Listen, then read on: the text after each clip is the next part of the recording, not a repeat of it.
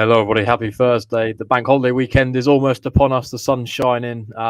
Everyone's in a good mood. Norwich City return to action tomorrow, of course, against Plymouth Argyle at Carrow Road. And delighted to be joined by my colleague Samuel Seaman for your preview show. Of course, we want your comments, questions, statements, whatever it might be. Get them down in the comment section below, and we'll come around to those in a little while. Sam, it's been sort of just under 2 weeks since that victory at Stoke. How have you found the international break? These periods are often sort of difficult for us to navigate, but lots of good content, lots of sort of young and upcoming players. We had the podcast at the Fat Cat, lots of good stuff. So you're sort of looking forward to the return of Norwich City action tomorrow.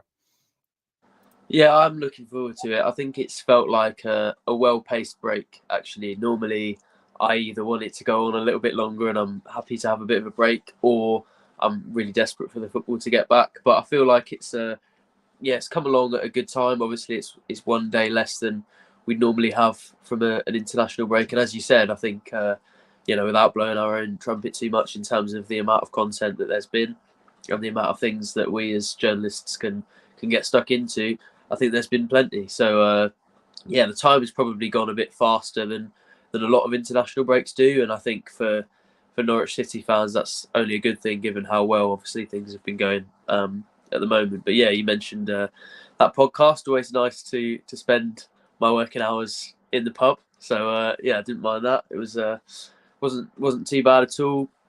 Now looking forward to some Championship football, though, and watching a team that I'm sure will still be absolutely full of confidence despite the international break. So yeah, looking forward to now this little batch of games and hopefully a playoff push that ends in promise. Yeah, the positivity was also at Colney yesterday in terms of the fitness updates. Shane Duffy back available for this game. I'm going to ask you around him in just a moment. But more pertinently, Josh Sargent's availability. I see a comment in here already. Will Sargent be back?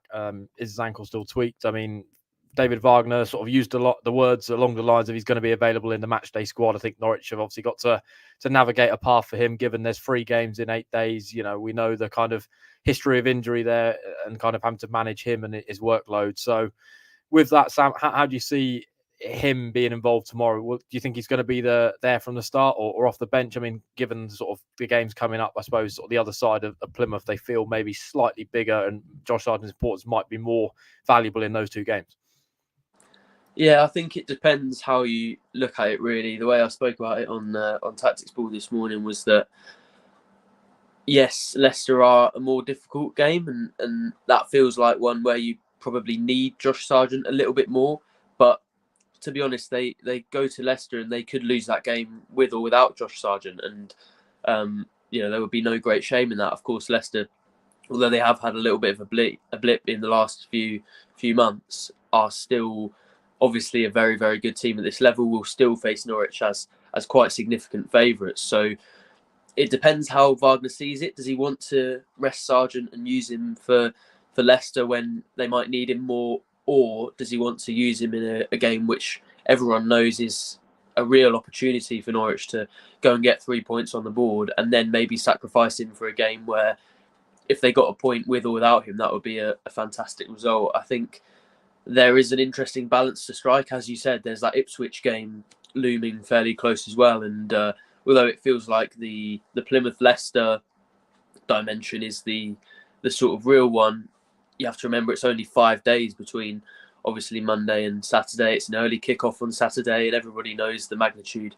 of that game, which I think will have a much more significant bearing on Norwich's season from then on than the Leicester game will. So if it was up to me, I actually would make sure Sargent was available for the Plymouth and Ipswich games, and then maybe use him for as long as you possibly can against Leicester. But I know that's not the only way to approach it, and maybe that is a slightly pessimistic way to approach it. I'm not advocating for managers throwing games away, and Norwich, by the form table, aren't too far away from Leicester at all. So that's definitely still a game they can try and get points from, and I don't think it's out of the realms of possibility that they do get a result at Leicester. But I just think if you look back at the end of the season and you don't start Josh Sargent against Plymouth and they don't get the win, I think the regret is going to be off the scale. Whereas if you maybe win that game and then rest Josh Sargent for Leicester, and you look back on it in the season, at the end of the season, they've lost 1 or 2-0 to Leicester, I don't think anybody's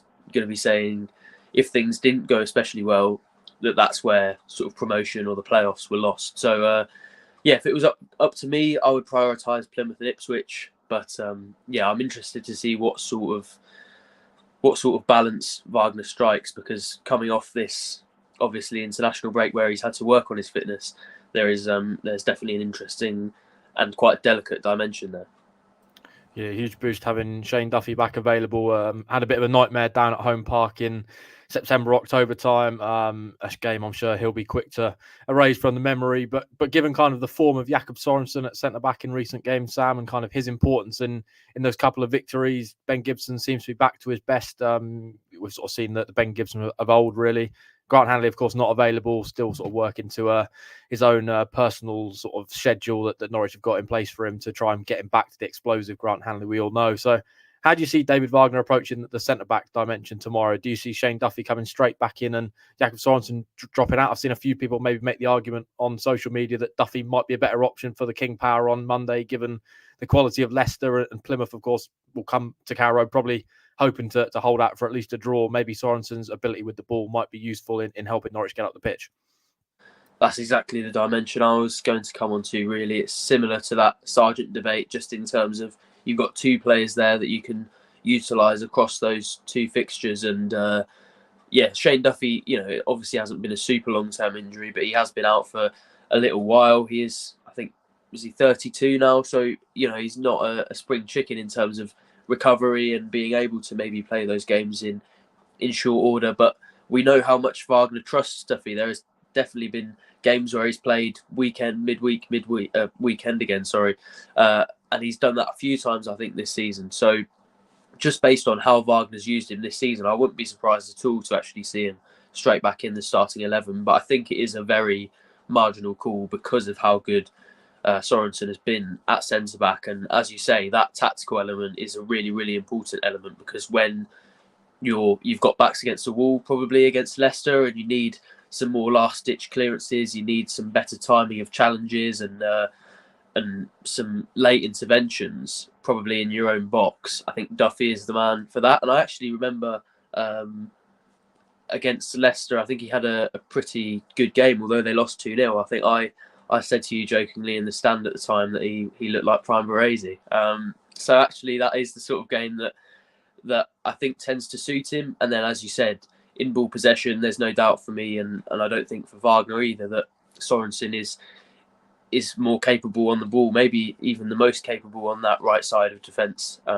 When Norwich are trying to break down a deeper defence, and against a team where they're favourites, obviously at home as well, you'd suggest they really do need as much creativity on the pitch, as much technical ability on the pitch in an offensive sense as they possibly can. So, I would lean towards Sorensen. I think it would make sense to lean towards Sorensen for Plymouth. But again, just because of how much Wagner has trusted Duffy this season, I wouldn't be surprised if he does come back in. So I'm sort of 50-50. If it was up to me, Sorensen, and then the call in terms of guessing what Wagner's done, I went for Duffy on tactics board, but I messed up the team graphic and put Sorensen in there, so I've got all bases covered on there. I'm going to sit on the fence for this one as well. It's definitely a very tight call for him going into this one. Yeah, one player that's maybe got less of a tight call is the left-back situation at the moment. Of course, Dimi Yanulis has been out since that Middlesbrough game. Sam McCallum's kind of been thrusted back in, 50 appearances now for Norwich City. What have you made of his sort of appearances in the last couple of games? I know we've had this debate on the preview show and podcast for endless months now about kind of that battle for left back, and Sam McCallum's now got this opportunity, and obviously we'll have these next 8 games as well, unless Dimi Yanulis can get back faster than expected. What have you made of his sort of overall performances against Rotherham and Stoke? It feels like, certainly from a Norwich City perspective, 2 clean sheets. I know those were against teams that are battling at the bottom, but he's, played a pretty crucial role in both of those games. Yeah, I think against Rotherham, he was very good throughout, actually. And if you look at this sort of audition period, that seems to have gone very well for him, obviously. And then Stoke, I thought first half he actually really struggled. He probably was the weakest link in that Norwich team. I think Keanu Hoover gave him a little bit of a tough task. There were a few times when he got done on the outside in that left back position, but I thought second half he really, really improved, and he was one of those key players that actually managed to calm the game down. I remember saying to Paddy on the brink of half time that Norwich really just needed to see that. That could have been a pivotal moment in the season if they conceded to Stoke, or late in that first half or early in the second half before they scored that third goal. And they needed players to calm down and sort of just get them in possession and keep things ticking over and maybe get the clock ticking without struggling with too much danger. And he actually contributed to that quite a lot. So I think it was a mixed performance against Stoke. He's definitely still got things to prove. I don't think based on that performance or the Rotherham performance you would give him a new contract outright, but it does feel as time goes on like they're inching closer and closer towards that. The noises I'm hearing are maybe that what division Norwich are in will impact that. I'd be surprised if they went up, if they gave him a new contract based on that, because obviously he has been the second choice fullback for Norwich whenever they've been in the Championship, and he hasn't quite, for whatever reason, been able to get that starting berth. So I think it's still very much in the balance regarding his new contract. He's still got something to prove, but everyone knows what a big fan of his I am and how good a season I think he's had. So if it was up to me, I probably would give him that new contract. But I think in the club's eyes, he still has a little bit of work to do, even if he's definitely further forward in those claims than maybe he was a few months ago. And I think the good news for Norwich fans in the short term is that even though Yanulis has been the first choice, with him out injured, I don't think they lose out. There's definitely not a sort of unreliable element there. Remember, there's a couple of situations really throughout the season. You look at George Long in for Angus Gunn. I think Norwich felt the impacts of that. Obviously, up front without Josh Sargent, it was a completely different team. Whereas at left back, I know it's also not as important a position as those two positions, but that's not really the situation at all. Even with Yanulis out injured, they have got a very reliable player there. So in this playoff push, until Yanulis is back, I don't think they've got any worries. In terms of Calum's own situation, you'd like to see him kick on again and show some of the performances that he has throughout the season, but I think he started in fairly good fashion in this sort of audition period, if you want to call it that. Yeah, I've always been impressed with Sam McCallum. Hopefully he can keep up his form. Of course, Plymouth, the visitors tomorrow. We know what happened at Home Park in the reverse game. That was, of course, under Stephen Schumacher, who Norwich beat his Stoke side last time out. Currently 18th in the division, 2 points above the drop zone. Ian Foster in charge, just 5 points in his last 9 games. Really struggling at the moment. They sort of look like a side that's maybe been pulled right into the mix and really struggling to pick up their form at the right time. A few Norwich connections in their camp, of course. Barley Mumba suspended for the trip back to Carrow Road. Adam Forshaw looks like he's going to be available. Maybe not the most memorable Norwich City career at the start of this season, but I'm still a player that will know a lot of the players in this dressing room. Of course, only Van Hooijdonk in terms of recent additions, so he'll know the rest of them. So what have you made of them so far this season, Sam? It kind of feels like they've almost had 2 seasons in one almost. Yeah, they've also been a lot better at home, haven't they? Which bodes well for Norwich this weekend, of course. And the setup doesn't seem to have changed too much from one manager to the next. I think that's what sort of Wagner hinted at in his press conference as well. But they leave themselves susceptible in areas that Norwich will definitely feel they can exploit. They give away free kicks in really poor areas quite often. They are quite poor at then defending set pieces. And you look at how good Norwich have been from set pieces this season, and you'd say that's an area they'll definitely be keen to exploit. We know it's an area they obviously work hard on in training as well, and that was part of what came into my thinking with Shane Duffy, is that actually whenever he's been in the team, every corner, every free kick is aimed at him at the back post, and if that's something they feel they can exploit against Plymouth, then that may well lend itself to him being in the team. But yeah, I think they're one of, as you said, that huge cluster of clubs that are now threatened by relegation. And with 8 games left, that might provide a little bit of motivation, a little bit of extra edge. They've also got a manager who's been under pressure for a really long while and isn't necessarily probably isn't required there, but definitely isn't as liked as Stephen Schumacher was by fans at the time. But obviously before he left the club for Stoke. So yeah, I think they're in a pretty turbulent period, but also you look at them, they've come up from League One, not a huge club for the Championship, and they have had a lot of struggles, but they've managed to stay afloat so far. You know, they're not in the relegation zone. They're not necessarily the most likely candidate for that. But if you look at momentum, they really do need to change that quickly. So, you know, there is always that threat that when you face a team that's in that much trouble this late on in the season, that they will have that huge motivation and that desire to do whatever it takes to get points. But yeah, again, it feels like a real opportunity for Norwich, and if they want to get into those playoff places come the end of the season, this is a game that they'll look at and feel there are definite weaknesses to exploit, definite opportunities to get in behind them. And yeah, if they don't manage to win this game, I think they'll be full of regret. But one thing they will have to be wary of course, is Morgan Whittaker, who's got 26 goal contributions this season, 19 goals already, and obviously scored a hat-trick against Norwich earlier in the season. Aside from that, especially since Finn Azaz obviously left the club and joined Middlesbrough, they don't seem to have too many threats. So if they can keep Whittaker quiet, then I think defensively they've got a pretty good chance of keeping a clean sheet. But yeah, that's a threat to be wary of. Still a game you feel Norwich should be getting 3 points from, though, really.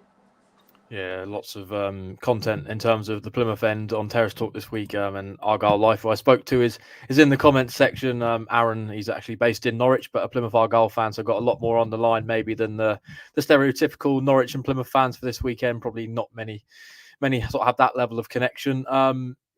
Is that reverse game that's still being talked about? I mean, sort of Connor mentioned that to David Wagner yesterday, and the motivation that's going to give his squad and his players. I'm just going to play the clip now in terms of David Wagner's response, and then we'll get into it. No, it's not how we approach it. It's not how we look on it. We only look on the next game, and this is what we've done in recent months, weeks, and I think this brought us into a situation which we now in, and where all of us are super exciting about what is now in front of us. And this is this approach we will not change. This is exactly what we will keep going, and this means Plymouth. There is something what happened, I don't know, 6 months ago when we played them away. We are aware what happened there. We have to correct something. We are desperate, fully desperate to correct what we experienced there, and the chance is then on Friday at home. Carrow Road, sold out again. Atmosphere will have to be fantastic after this short international break, and with what is now in front of us, where everyone smells and can see we can do something. And for this we have to go step by step, and the next step for us is Plymouth. So our supporters will be on board for 100%. I'm sure on this, and this energy we have to all together create at Carrow Road what we've done in recent home games to hopefully have another positive result. Yeah, I've had it a few times this season, Sam, where David Wagner's spoken about reverse games. You look at Sunderland, you look at Watford, where in the first fixtures they lost, and maybe the performance levels weren't there, and there was a lot of disappointment, and they wanted to try and correct that. This one feels almost bigger in the sense of the way that game unfolded, 4-0 down at half time at home park, and the performance was poor, from a lot of players on that day. What motivation do you think these players will need for Friday now to go and get the result? It feels like probably mentally they know what's ahead of them, and trying to sort of put the wrongs right. Yeah, definitely. I think there will be players there that obviously will be desperate to put things right there and go and get revenge. You mentioned Shane Duffy earlier and the struggles that he had at home park. If he is involved in the 11, then he'll be keen to make sure he plays a lot better than that game. Kenny McLean is another person who struggled in that reverse fixture, but has had a very good season. And to be honest, you could probably name anyone that was in the 11 for that first half against Plymouth. And, that was one of the worst, if not the worst halves I've ever seen from Norwich. So, yeah, there's going to be plenty of motivation. There's going to be plenty of players that knew that they did wrong the last time and were probably embarrassed and ashamed by that situation. So, yeah, I mean, they'll be desperate to turn things around. They'll also be able to avoid complacency because, I mean, although Plymouth are down and around it and struggling in this sort of relegation battle, there's no better reminder of how good a team can possibly be by the fact that they opened you up and scored 6 against you in the reverse fixture. So yeah, plenty of motivation. It reminds me a little bit of the sort of Colchester debacle back in 2009-10, and I remember after obviously Colchester beat Norwich 7-1 on the first day of the season. I remember that Colchester game being where Norwich went and won 5-0 being absolutely huge, and that really being built up to. So that's something that players thrive on. That's motivation that it can definitely provide. And as you said, that sort of motivation does seem to be working for them in recent weeks. They've beaten Sunderland, Watford, Coventry, Rotherham, plenty of teams that they struggled against earlier on in the season that they have, then shown how good they are now. So yeah, it's a theme that keeps coming up from David Wagner. Probably is going to keep coming up against teams. Obviously, Leicester was another team that they lost to earlier on in the season, and if it's working as a motivational tool, which it definitely seems to be, then why not keep using it? And there's not really any situation it applies to more than this weekend. And absolutely no question that was the worst display of the season. Those players will be desperate to show that they are different to then, and probably to not only to show fans and pundits that, but to show Plymouth that maybe they were lucky to come up against them at that moment. So motivation wise, there's plenty for Norwich to take into this one. Sold out Carrow Road tomorrow. We've debated atmosphere and sort of the feeling around the place for a lot of this season. Really, there's been periods of apathy, periods of toxic kind of frustration. It feels like kind of that shifted in recent times. Norwich, of course, unbeaten at Carrow Road in the league since early November, across even all competitions since early November. That pretty grim 3-1 defeat against Blackburn. The feel-good factor seems to be there. It's a long bank holiday weekend. Everyone's going to be in good spirits. What are you expecting from the fan base tomorrow, Sam? It feels like it's all set up for probably a noisy Carrow Road. Yeah, that's exactly it. There's all the factors really going into what should be a huge atmosphere. They've obviously missed football not only for the international break, but obviously it was an away fixture before that one as well. So 3 weeks now since they got to see their team at Carrow Road. The form has been excellent, obviously, since they last saw them. Obviously they won 5-0 in their last home game, and then since then they beat Stoke 3-0, and they're remained in the top 6 and strengthened their position in there. So yeah, there's not a single factor going against David Wagner and his team in terms of the atmosphere. As you said, sold out, and although obviously the attendances are always high at Carrow Road, and to keep them this high when it was Championship mediocrity they were serving up a lot of the time was still good. I think it's the first time in a while it's actually been properly sold out and should be packed to the rafters as it used to be, or has been really for week in week out for probably 20 years plus. So I think that's going to massively work in the team's favour. You've seen how good their home form has been these last few months and weeks, and for most of the season really, barring that sort of autumn blip. So I think they can provide plenty of ammunition for that one. Hopefully Norwich can get a goal early and then just set them in motion, because against Rotherham there was that real party feel, and I think every Norwich fan will be keen to be back amongst that sort of atmosphere. So yeah, for the reasons you said, really, bank holiday, they've got the long weekend, it's been 3 weeks since they saw football at Carrow Road, 2 weeks since they were able to watch Norwich or keep up with Norwich in any sort of capacity, and the form of the team and the way they're playing at the moment. It should be absolutely bouncing at Carrow Road, and I'm looking forward to seeing it. I'm sure David Wagner and the players are looking forward even more to playing in front of it. Yeah, before I get your score prediction, Sam, big week for Norwich, 3 games in eight days. One, of course, being a game we all know about next Saturday and how big that is. So I know we've done the sort of podcast where we sort of looked and previewed maybe the points totals Norwich would require, but this week, minimum points tally, put it out there for everyone. Is that including the Ipswich game? Yeah, including Ipswich, yeah, these 3 games. 7 for me would be huge, but I would probably take 5, because it would mean avoiding defeat in the East Anglian derby. I know people are feeling very, very positive about it. You've told me numerous times on and off the record that Norwich are going to beat Ipswich at Carrow Road, but I just think for me, from a Norwich perspective, it's all about keeping that unbeaten record going. So if you offered me now a draw and a guarantee of keeping that record going, I would absolutely snap your hand off, even though I do actually think Norwich are in a good position to possibly even go and and win that game. And then Leicester, I already talked about when we spoke about Josh Sargent and Shane Duffy and that sort of debate. I don't think it would be any great shame if they lost that game. It is obviously an opportunity to pick up points, as all of these 8 games are between now and the end of the season. But yeah, I think if they could, anything north of 5 would be decent, because 5 means they would avoid defeat and beat Plymouth. I think they absolutely have to beat Plymouth, so it's got to be three there for me. And then, in the other 2, at least a draw against Ipswich, and anything there's a bonus. So if I had to predict, I actually might go for 6. I actually think they might beat Ipswich and lose to Leicester. But I think if we're going for minimum, I would say 5. What about you? What would be the lowest you could accept?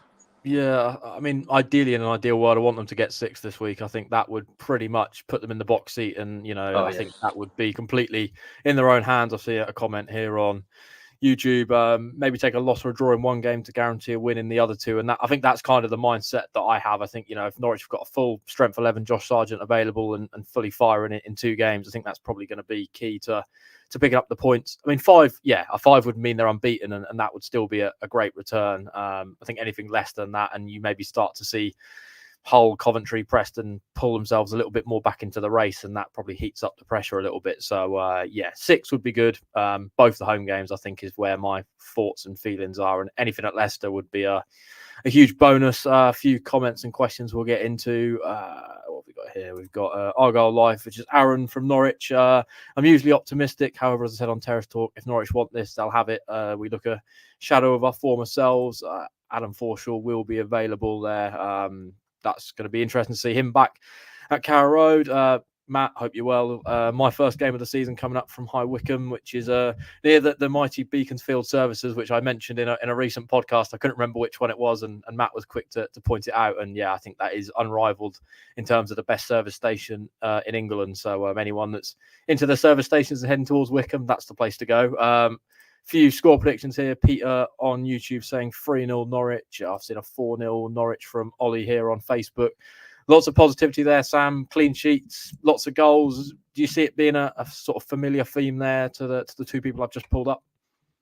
I do, to be honest. I've been able to shake that feeling that whenever too many things are going in Norwich's favour and there's not anything going against them, that it's bound to trip up at some point. And I actually think, I don't think it's going to be Rotherham levels. I don't think it'll be that easy, because Rotherham are one of the worst teams we've seen, maybe the worst this season, and one of the worst I've ever seen at Carrow Road. So, I'm not sure it'll be those proportions, but I could see a similar game to Stoke in terms of the trajectory of the game, how it went, how comfortable Norwich were.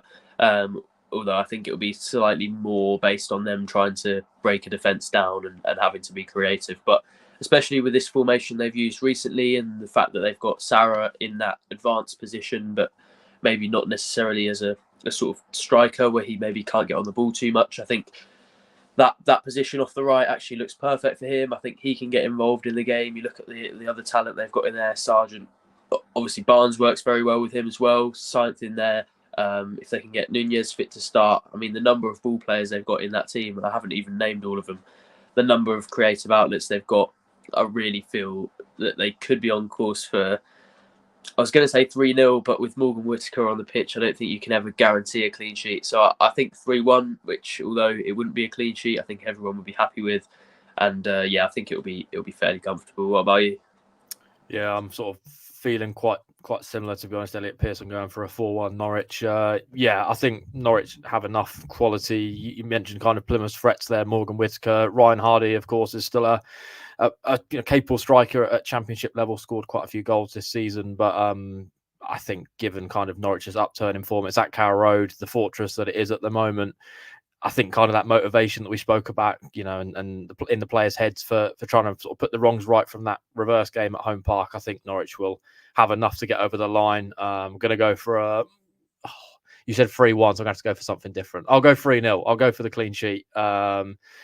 That would feel, huge. I think this weekend, sides in and around Norwich have got relatively favourable fixtures. I think Coventry at Huddersfield, Hull at home to Stoke, although Stoke will, of course, be looking to bounce back from their result against Norwich. I'd have to check where Preston are. But, they feel like a weekend where or get a week, sort of match day week, where a lot of the sides around Norwich will probably, hopefully, well, maybe not for Norwich's sake, they'll probably pick up 3 points. Hopefully for Norwich's sake, they don't pick up 3 points. So big weekend coming up.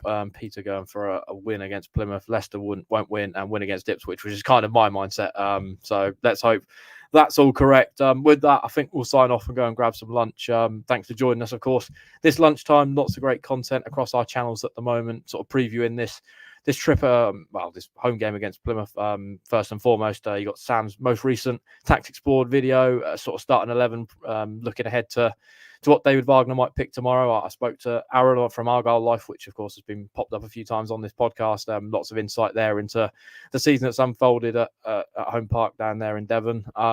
David Wagner's press conference from yesterday, lots of good lines around kind of the fitness updates and the motivation heading into these last games. So that's well worth a watch. And of course, lots of other content from sort of previous earlier on in the week. We've done a special podcast sort of previewing the last 8 games, which is still very relevant right now. So you can head over there and watch that maybe this evening before they sort of start this huge 8 games for the Canaries. Hopefully, of course, a playoff place will be secured. We've got the Pinker Plus app as well, which has got a little offer on at the moment. You can get 3 months for £3 or an annual subscription for £24.